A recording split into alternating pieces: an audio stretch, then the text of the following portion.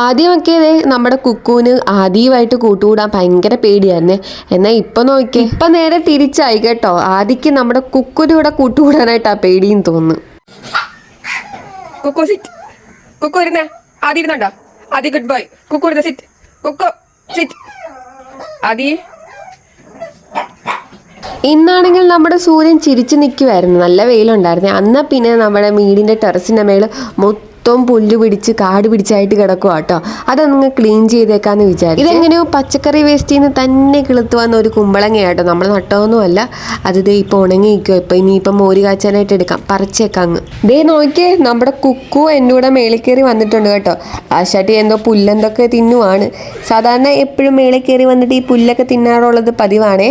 മഴയൊക്കെ മാറി ദേ വെയിൽ വന്നപ്പം നമ്മുടെ ടെറസിൻ്റെ മേളിലുള്ള പായലൊക്കെ ഉണങ്ങിയിട്ടുണ്ട്. ഇനിയിപ്പോൾ തൂത്ത നന്നായിട്ട് വരുവേ. അപ്പോൾ ഇതൊക്കെ ഒന്ന് ക്ലീൻ ചെയ്യണം. ഇനി 50ഓളം ഗ്രോ ബാഗിൽ നമ്മൾ പച്ചക്കറിയൊക്കെ നട്ടിട്ട് ആകെ അവശേഷിക്കുന്ന ഇതാണ് കേട്ടോ. ബാക്കിയുള്ള ഗ്രോ ബാഗിലൊക്കെ നിറയെ പുല്ലാണ്. അത് കയ്യോടെ അങ്ങ് ക്ലീൻ ആക്കിയേക്കാന്ന് വിചാരിച്ച്. എൻ്റെ ദൈവമേ, എന്തൊരു ആരോഗ്യം ഈ പുല്ലുകൾക്കൊക്കെ. ഇനിയെങ്ങാനും ശരത്തേട്ടൻ ഞാൻ അറിയാതെ ബൂസ്റ്റോ ഹോർലിക്സോ ഒക്കെ കലക്കി ഇതുങ്ങൾക്ക് ഒഴിക്കുന്നുണ്ടെന്ന് ആർക്കറിയാം.